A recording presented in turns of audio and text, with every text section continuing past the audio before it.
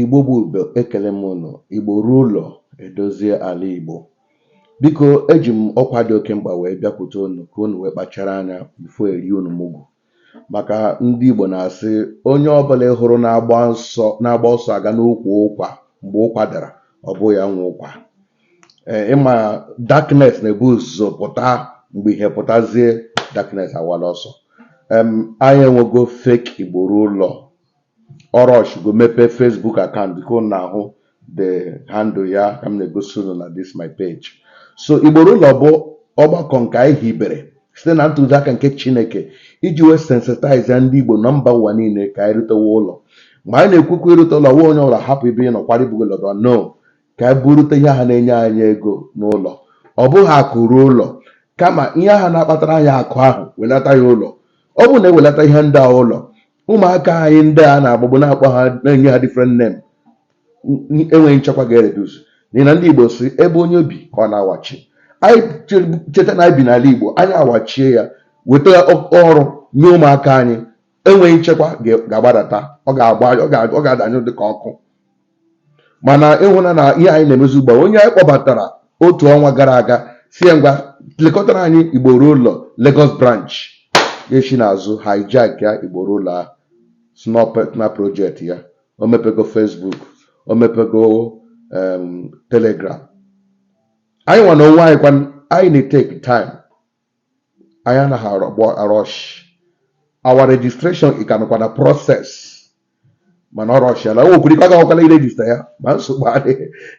Ọzụzụ zụcha onye nwe. Ọ bụrụ Chineke wetara Igbo Ruo Ulo a, ọ ga-eme ka merie. Ya gbawa mbọ ya. Mana ndị Igbo ndị na-esonye ya dịkwa na careful.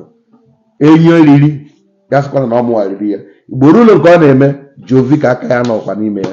Mana ndị otu m na ndị executive anyị na ndị board of trustees bụ ndị Chineke nyere anyị gbara mgbọrọgwụ n'obodo. Anyị na ha so eme ihe a.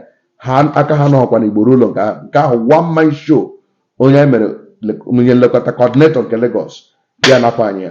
Ma ihe m na-achọ imekwe ka ọ mara ma ọ ga-ahụ vidio a. Anyị jikwe data ya, anyị ji aha ya niile, paspọtụ ya, anyị ji ya. Anyị agaghị agbawa ya ọtọ n'ihu ọha ugbu a. Ma ya aka gaa na na-etinye ndị Igbo n'ọgba aghara, anyị ga-agba ya ọtọ n'ihu ọha ka ụha marakwa zere ya ezere. N'ihi na Baịbụl sị onye ori adịghị abịa ọgbụ ka o gbuo zuo ka ọ laa ihe n'iyi. Ma ji onye nwaanyị bụ Jizọs Kraịst ka anyị nwee ndụ nwebiga ya oke. Chineke kpaliri anya ka anyị wepụta Igbo Ruo Ulo ka ndị Igbo wee nwee ndụ mara na e nwere ebe ha si. Onye eriwere eri cheta ụlọ. Ọhịa anyị bịara ime ka anyị chetara ndị Igbo. Plus aga m ekwu ihe niile anyị chọrọ ime na ugbu a. Ihe anyị plan anyị dị too much. Mana aga ekwu ya n'ihu ya maka ndị iro. Mana ahụzi na anyị nwere onye iro, agha onye iro nke ụlọ. Ma mgbe Jizọs ka ha bụ ikwu gawa, ma ihe m na-achọ ime ka unu mara bụ ka ndọkwa na aka na ntị.